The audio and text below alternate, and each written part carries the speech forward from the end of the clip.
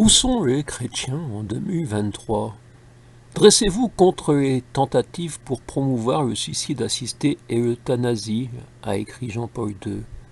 J'ai voulu savoir combien de fois cet aphorisme était repris sur Internet lors du retour du débat en France, et ma recherche entre guillemets sur Maître Google m'a répondu rien, aucune occurrence récente, juste une ancienne, dans un document qui ressemble plus à une copie sans âme, je dirais, destinée à s'approprier le maximum d'expression des sites, destinée à essayer de capter un public sans se soucier du contenu pour des pubs.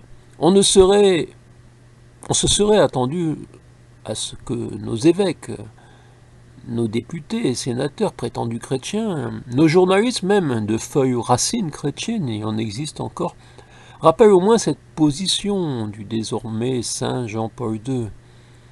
Donc je pose la question, où sont les chrétiens en 2023? J'ai constaté également leur absence dans ma commune hautoise, où pas un ne s'oppose, ne dénonce l'indignité d'un maire n'hésitant pas à exiger que les descendants des concessions à perpétuité dans des cimetières lui apportent le vieux papier en déclarant que la mairie n'a aucune trace de ce paiement. C'est une commune nouvelle. Mon premier bouquin, 2023, semble destiné au même anonymat que les précédents. Son titre, donc, Les vieux morts doivent laisser la place aux jeunes chez les conquis de Montcuq.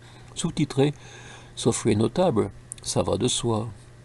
C'est un petit clin d'œil à Brassens, qui citait Montcuq dans une de ses chansons sur les imbéciles heureux d'être nés quelque part. Et ce n'était même pas pour une rime.